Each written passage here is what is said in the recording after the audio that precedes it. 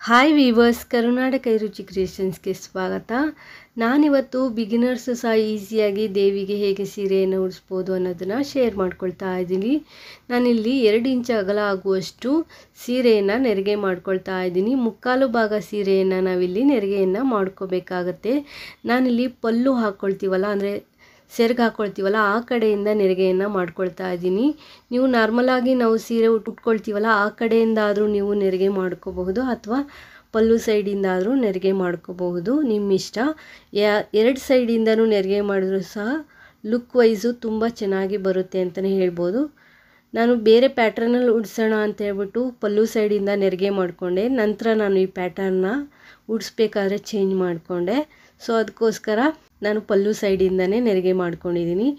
ನಿಮಗೆ ಪಲ್ಲು ಸೈಡಿಂದ ಆದರೂ ನೆರಿಗೆ ಮಾಡ್ಕೋಬೋದು, ಅಥವಾ ನಾರ್ಮಲಾಗಿ ಸೀರೆ ಉಟ್ಕೊಳ್ತೀವಲ್ಲ ಆ ಸೈಡಿಂದ ಆದರೂ ನೆರಿಗೆ ಮಾಡ್ಕೋಬೋದು. ನೆರಿಗೆಗಳನ್ನ ಮಾಡಿಕೊಂಡು ಮುಕ್ಕಾಲು ಭಾಗ ಸೀರೆಯನ್ನು ನೆರಿಗೆಗಳನ್ನ ಮಾಡಿಕೊಂಡು ನೆರಿಗೆಗಳನ್ನ ನೀಟಾಗಿ ಜೋಡಿಸಿ ಕ್ಲಿಪ್ಪು ಅಥವಾ ಬಟ್ಟೆ ಪಿನ್ನು ಅಥವಾ ಬಟ್ಟೆಗೆ ಹಾಕೋ ಕ್ಲಿಪ್ಸು, ಪೇಪರ್ ಕ್ಲಿಪ್ಸು ಯಾವುದಾದ್ರೂ ಬರುತ್ತಲ್ಲ ಅದನ್ನು ಸೇರಿಸ್ಬಿಟ್ಟು ನೆರಿಗೆಗಳನ್ನ ನೀವು ಅಲ್ಲಿ ಸೆಕ್ಯೂರ್ ಮಾಡ್ಕೋಬೇಕಾಗತ್ತೆ.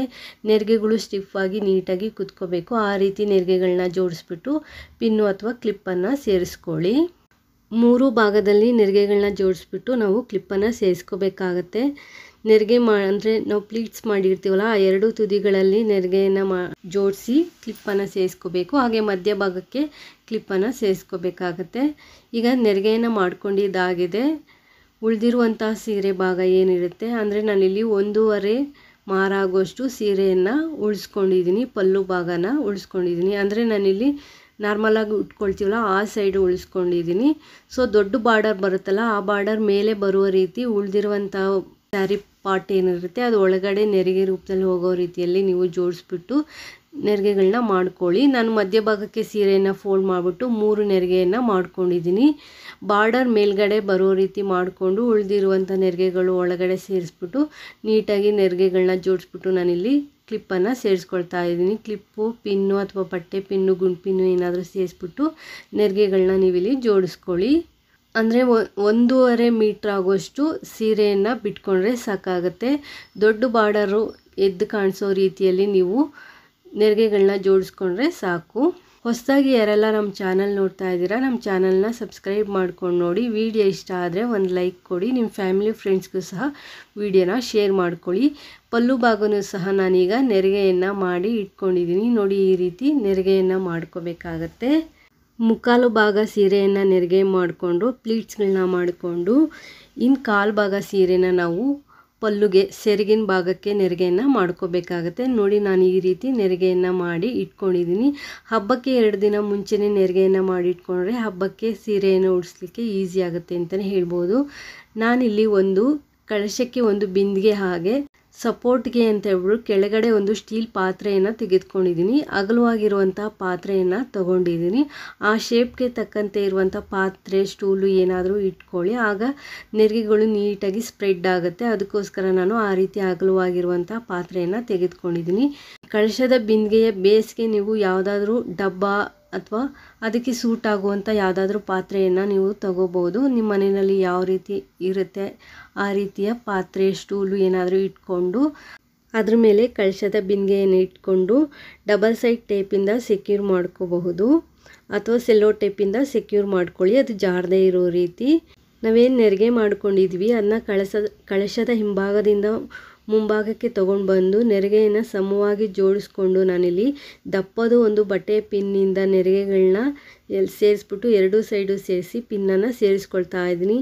ಈ ರೀತಿ ಪಿನ್ ಸೇರಿಸ್ಬೇಕಾದ್ರೆ ಕೆಲವೊಮ್ಮೆ ಏನಾಗುತ್ತೆ, ಮೇಲೆ ಕೆಳಗಡೆ ಆಗುತ್ತೆ. ಒಂದು ಸೈಡು ನೆರಿಗೆಗಳು ಮೇಲ್ಗಡೆ ಹೋದಂಗೆ ಆಗುತ್ತೆ, ಇನ್ನೊಂದು ಸೈಡು ನೆರಿಗೆಗಳು ಕೆಳಗಡೆ ಬಂದಂಗೆ ಆಗುತ್ತೆ. ಆ ರೀತಿ ಆಗಬಾರ್ದು ಅಂದರೆ ಮಧ್ಯಭಾಗಕ್ಕೆ ಇನ್ನೊಂದು ಕ್ಲಿಪ್ಪು ಅಥವಾ ಬಟ್ಟೆ ಪಿನ್ನನ್ನು ಹಾಕ್ಬಿಟ್ಟು 2 ಕಡೆ ನೆರಿಗೆಗಳನ್ನ ಜೋಡಿಸಿ ನಂತರ ಕಳಶಕ್ಕೆ ಸಮೀಪ ಇರುವಂಗೆ ಇನ್ನೊಂದು ದಪ್ಪವಾದ ಪಿನ್ನನ್ನು ಸೇರಿಸ್ಕೊಳ್ಳಿ.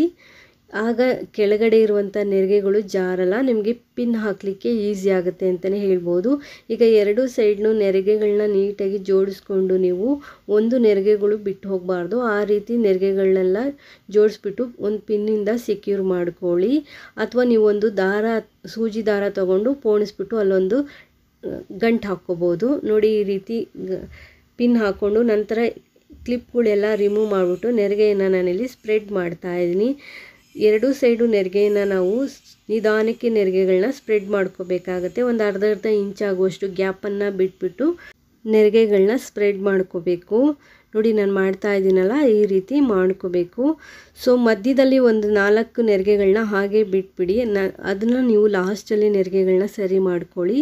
ಸೊ ಆ ಸೈಡು ಈ ಸೈಡು ಇರುವಂಥ ನೆರಿಗೆಗಳನ್ನ ಫಸ್ಟು ಬಿಡಿಸ್ಕೊಂಡು ಮಧ್ಯದಲ್ಲಿ ಇರುವಂಥ ನೆರಿಗೆಗಳನ್ನ ಈ ರೀತಿ ಬಿಡಿ ಬಿಡಿ ಮಾಡಿ, ಆಗ ನೋಡಲಿಕ್ಕೆ ತುಂಬ ಚೆನ್ನಾಗಿ ಕಾಣಿಸುತ್ತೆ ಅಂತಲೇ ಹೇಳ್ಬೋದು. ನೋಡಿ ಈ ರೀತಿ ಜೋಡಿಸ್ಕೊಂಡು ಅಲ್ಲಿ ಎಕ್ಸ್ಟ್ರಾ ಇರುವಂಥದ್ದನ್ನು ಆಮೇಲೆ ನೀವು ಸರಿ ಮಾಡ್ಕೊಳ್ಳಿ. ನಂತರ ನಾವೇನು ಪಲ್ಲುಗೆ ನೆರಿಗೆ ಮಾಡಿಟ್ಕೊಂಡಿದ್ದೀವಿ ಅದನ್ನ ಬಿಂದಿಗೆಯ ಬ್ಯಾಕ್ ಸೈಡಿಂದ ತೊಗೊಂಬಂದು, ಅಂದರೆ ಕಳಶದ ಬ್ಯಾಕ್ ಸೈಡಿಂದ ತೊಗೊಬಂದು ಹಿಂಭಾಗಕ್ಕೆ ತೊಗೊಂಡೋಗಿ ನಾವಲ್ಲಿ ಬಟ್ಟೆ ಪಿನ್ನಿಂದ ಸೆಕ್ಯೂರ್ ಮಾಡ್ಕೋಬೇಕಾಗತ್ತೆ.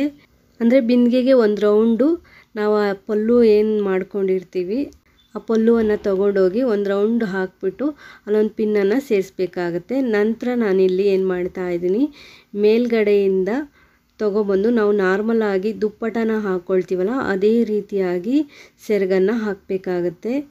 ಕಳಶದ ಬಿಂದಿಗೆಗೆ ಕಡ್ಡಿಯನ್ನು ಕಟ್ಟಿರ್ತೀವಲ್ಲ ಅದ್ರ ಮೇಲ್ಭಾಗದಿಂದ ತೊಗೊಬಂದು ಇನ್ನೊಂದು ಕಡ್ಡಿಯ ಮೇಲ್ಭಾಗಕ್ಕೆ ಪಲ್ಲುವನ್ನು ನಾವು ಹಾಕಬೇಕಾಗತ್ತೆ. ಒಂದು ವಿ ಶೇಪಲ್ಲಿ ತೊಗೊಂಡೋಗಿ ನಾವು ಪಲ್ಲುವನ್ನು ಇನ್ನೊಂದು ಕಡ್ಡಿ ಮೇಲೆ ಹಾಕಿ ನಂತರ ನಾವಲ್ಲಿ ಬಟ್ಟೆ ಪಿನ್ನಿಂದ ಸೆಕ್ಯೂರ್ ಮಾಡ್ಕೋಬೇಕಾಗತ್ತೆ. ಬಟ್ಟೆ ಪಿನ್ನಿಂದ ಸೆಕ್ಯೂರ್ ಮಾಡ್ಕೊಳ್ಳೋದಕ್ಕಿಂತ ಮುಂಚೆ ನಾವೆಲ್ಲಿ ಏನು ನೆರಿಗೆಗಳು ಮಾಡ್ಕೊಂಡಿರ್ತೀವಿ ಆ 3 ನೆರಿಗೆಗಳನ್ನ ಒಂದು ಅರ್ಧ ಇಂಚಾಗುವಷ್ಟು ಬಿಡಿಸ್ಬಿಟ್ಟು ಒಂದು ಸ್ವಲ್ಪ ಗ್ಯಾಪನ್ನು ಕೊಟ್ಬಿಟ್ಟು ನೆರಿಗೆಯನ್ನು ಜೋಡಿಸಿ ಅಲ್ಲೊಂದು ಪಿನ್ನನ್ನು ಸೇರಿಸ್ಕೊಳ್ಳಿ. ಇನ್ನೊಂದು ಭಾಗಕ್ಕೂ ಅಷ್ಟೇ ನೆರಿಗೆಯನ್ನು ಈ ರೀತಿ ಸ್ಟೆಪ್ ಬೈ ಸ್ಟೆಪ್ ಬರೋ ರೀತಿ ಮಾಡಿಕೊಂಡು ಕೆಳಭಾಗದಿಂದ ಗುಂಡ್ಪಿನ್ನನ್ನು ಸೇರಿಸ್ಬಿಟ್ಟು ನಂತರ ನಾನು ಅಲ್ಲೊಂದು ಬಟ್ಟೆ ಪಿನ್ನಿಂದ ಸೆಕ್ಯೂರ್ ಮಾಡ್ಕೊಳ್ತಾ ಇದ್ದೀನಿ. ನೋಡಿ ಈ ರೀತಿ ನೀವು ಸೆಕ್ಯೂರ್ ಮಾಡ್ಕೋಬೇಕಾಗುತ್ತೆ. ಬ್ಯಾಕ್ ಸೈಡು ಪಿನ್ನನ್ನು ಸೇರಿಸ್ಬಿಟ್ಟು ನಂತರ ಈ ನೆರಿಗೆಗಳು ಜೋಡಿಸ್ಕೋಬೇಕಾಗುತ್ತೆ. ಅದಕ್ಕಿಂತ ಮುಂಚೆ ಅಲ್ಲಿ ಎತ್ಕೊಂಡಂಗಿರುತ್ತಲ್ಲ ಬಿಂದಿಗೆ ಕಂಠ ಭಾಗ ಇರುತ್ತಲ್ಲ ದೇವಿಯ ಚೆಸ್ಟ್ ಭಾಗದಲ್ಲಿ ಅಲ್ಲಿ ಎತ್ಕೊಂಡಂಗಿರೋದನ್ನು ನೀಟಾಗಿ ಶೇಪನ್ನು ಕೊಟ್ಬಿಟ್ಟು ಗುಂಡ್ಪಿನ್ನಿಂದ ಅದು ಒಳಗಡೆ ಹೋಗೋ ರೀತಿಯಲ್ಲಿ ಸೆಕ್ಯೂರ್ ಮಾಡ್ಕೊಳ್ಳಿ. ಗುಂಡ್ಪಿನ್ನು ಅಥವಾ ಬಟ್ಟೆ ಪಿನ್ನನ್ನು ನೀವಲ್ಲಿ ಯೂಸ್ ಮಾಡ್ಕೋಬಹುದು. ನೋಡಿ ಈಗ ವಿ ಶೇಪಲ್ಲಿ ಆ ಕಡೆ ಲೇಯರು ಈ ಕಡೆ ಲೇಯರು, ಅಂದರೆ ಆ ಕಡೆಯಿಂದ ಒಂದು ಪ್ಲೀಟ್ಸು ಈ ಕಡೆಯಿಂದ ಒಂದು ಪ್ಲೀಟ್ಸನ್ನು ತೆಗೆದುಕೊಂಡು ಒಂದ್ರ ಮೇಲೆ ಒಂದು ಇಟ್ಬಿಟ್ಟು ವಿ ಶೇಪಲ್ಲಿ ಇಟ್ಟು ನಂತರ ಅಲ್ಲಿ ಗುಂಡ್ ಪಿನ್ನಿಂದ ಸೆಕ್ಯೂರ್ ಮಾಡ್ಕೊಳ್ಳಿ. ಬಟ್ಟೆ ಪಿನ್ನಿಂದ ಮಾಡ್ಕೊಳ್ತೀನಿ ಅಂದರೆ ಬ್ಯಾಕ್ ಸೈಡಿಂದ ನೀವು ಬಟ್ಟೆ ಪಿನ್ನನ್ನು ಸೇರಿಸ್ಬೇಕಾಗತ್ತೆ. ಲಾಸ್ಟ್ ಅಂದರೆ ಬಾರ್ಡರ್ ವಿ ಶೇಪಲ್ಲಿ ಇದೆಯಲ್ಲ ಅದನ್ನ ಒಂದು ಸ್ವಲ್ಪ ಒಂದ್ರ ಮೇಲೆ ಒಂದು ಇಟ್ಬಿಟ್ಟು ಈ ರೀತಿ ಅಂದರೆ ತುದಿಗೆ ನೀವಲ್ಲಿ ಗುಂಡ್ ಪಿನ್ನನ್ನು ಸೇರಿಸ್ಕೋಬೇಕಾಗತ್ತೆ. ಬಟ್ಟೆ ಪಿನ್ನನ್ನು ಸೇರಿಸ್ತೀನಿ ಅಂದರೆ ಕೆಳಭಾಗದಿಂದ ನೀವು ಬಟ್ಟೆ ಪಿನ್ನನ್ನು ಸೇರಿಸ್ಬೇಕು, ಕಾಣದೇ ಇರೋ ರೀತಿ ಗುಂಡ್ ಪಿನ್ನನ್ನು ಸೇರಿಸ್ಬಿಟ್ಟು ಆ ತುದಿ ಏನು ಬರುತ್ತೆ ವಿ ಶೇಪ್ ಏನು ಬರ್ತಾ ಇದೆ ಅಲ್ಲೊಂದು ಸ್ವಲ್ಪ ಬಟ್ಟೆ ಭಾಗನ ಒಳಗಡೆ ಭಾಗಕ್ಕೆ ಸೇರಿಸ್ಬಿಟ್ಟು ನೀವಲ್ಲೊಂದು ಪಿನ್ನನ್ನು ಸೇರಿಸ್ಕೋಬೇಕಾಗತ್ತೆ. ಅಲ್ಲೊಂದು ಶೇಪನ್ನು ಕೊಟ್ಕೊಳ್ಳಿ ನೀಟಾಗಿ. ಚೂರು ಭಾಗ ಒಳಗಡೆಗೆ ನೀಟಾಗಿ ಸೇರಿಸ್ಬಿಟ್ಟು ಅಲ್ಲಿ ಫ್ಲಾಟಾಗಿ ಬರೋ ರೀತಿ ಮಾಡ್ಕೊಳ್ಳಿ. ನಂತರ ನೋಡಿ ಈ ರೀತಿ ಕಾಣಿಸ್ತಾ ಇದೆ. ಈಗ ದೇವಿಯ ಸೊಂಟಕ್ಕೆ ಒಂದು ದಾರವನ್ನು ಕಟ್ಕೊಳ್ಳಿ. ಅಲ್ಲೊಂದು ಸ್ವಲ್ಪ ನೀಟಾಗಿ ಶೇಪ್ ಬರೋ ರೀತಿ ಕಟ್ಕೊಳ್ಳಿ. ತುಂಬ ಟೈಟಾಗಿ ಕಟ್ಟಲಿಕ್ಕೆ ಹೋಗಬೇಡಿ, ನೀಟಾಗಿ ಸ್ವಲ್ಪ ಸಾಫ್ಟಾಗಿ ಒಂದು ಶೇಪ್ ಬರೋ ರೀತಿ ನೀವು ಅಲ್ಲಿ ಸೊಂಟಕ್ಕೆ ಒಂದು ದಾರ ಕಟ್ಕೊಂಡ್ರೆ ಆಯಿತು. ನಂತರ ದೇವಿಯ ಸೊಂಟಕ್ಕೆ ಡಬ್ಬನ್ನು ಏರಿಸಿ ಪೂರ್ತಿಯಾದ ಅಲಂಕಾರ ಆದ ನಂತರ ನೋಡಿ ತುಂಬ ಚೆನ್ನಾಗಿ ಕಾಣಿಸುತ್ತೆ ಅಂತಲೇ ಹೇಳ್ಬೋದು. ನಿಮ್ಮ ಇಷ್ಟದ ಪ್ರಕಾರ ನಿಮ್ಮ ಹತ್ರ ಯಾವ ರೀತಿ ಒಡವೆಗಳಿರುತ್ತೆ ಆ ರೀತಿ ಒಡವೆಗಳನ್ನ ದೇವಿಗೆ ಏರಿಸಿ, ಹಾಗೆ ಜಡೆಬೆಳ್ಳೆಯನ್ನು ಏರಿಸಿ, ಹಾಗೆ ನಿಮ್ಮ ಶಾಸ್ತ್ರದ ಪ್ರಕಾರ ದೇವಿಯ ಕಳಶಕ್ಕೆ ನೀರು ಧಾನ್ಯ ಏನನ್ನು ಸೇರಿಸ್ತೀರಾ ಅವೆಲ್ಲವನ್ನು ಸೇರಿಸಿ ಮಾವಿನೆಲೆ ವೀಳ್ಯದೆಲೆಯನ್ನು ಇಟ್ಟು ಮುಖವಾಡವನ್ನು ಏರಿಸಿ, ತೆಂಗಿನಕಾಯಿ ಇಟ್ಟು ನಂತರ ಮುಖವಾಡವನ್ನು ಏರಿಸಿ. ಕೆಲವರು ಕಳಶ ಇಡೋ ಪದ್ಧತಿ ಇಲ್ಲ ಅಂದರೆ ತೆಂಗಿನಕಾಯಿ ಬದಲು ನೀವು ಡಬ್ಬ ಏನಾದರೂ ಇಟ್ಬಿಟ್ಟು ದೇವಿಯ ಮುಖವಾಡವನ್ನು ಏರಿಸಿ ಈ ರೀತಿಯಾಗಿ ಅಲಂಕಾರ ಮಾಡಿ. ನಾನಿಲ್ಲಿ ಪ್ಲಾಸ್ಟಿಕ್ ಹೂಗಳನ್ನ ಇಡ್ತಾ ಇದ್ದೀನಿ. ನೀವು ಹಬ್ಬದ ದಿನ ಕಮಲದ ಹೂಗಳನ್ನ ಆ ಕಡೆ ಈ ಕಡೆ ಕೈ ಮೇಲೆ ಇಡಿ. ನಂತರ ನಿಮ್ಮ ಇಚ್ಛೆಯ ಪ್ರಕಾರ ನಿಮ್ಮ ಹತ್ರ ಇರುವಂಥ ಹೂಗಳಿಂದ ದೇವಿಯನ್ನು ಅಲಂಕರಿಸಿ. ಪೂರ್ತಿಯಾದ ಅಲಂಕಾರ ಆದ ನಂತರ ನೋಡ್ತಾ ಇರ್ಬೋದು ದೇವಿ ಈ ರೀತಿ ಕಾಣಿಸ್ತಾ ಇದ್ದಾರೆ. ತುಂಬ ಚೆನ್ನಾಗಿದೆ ಈ ಅಲಂಕಾರ ಅಲ್ವಾ? ಒಂದ್ಸಲಿ ಟ್ರೈ ಮಾಡಿ ನೋಡಿ ಹೇಗೆ ಬಂದಿದೆ ಅಂತ ಕಮೆಂಟ್ ಮಾಡಿ ತಿಳಿಸಿ. ವಿಡಿಯೋ ಇಷ್ಟ ಆದರೆ ಒಂದು ಲೈಕ್ ಕೊಡಿ. Thanks for watching this video.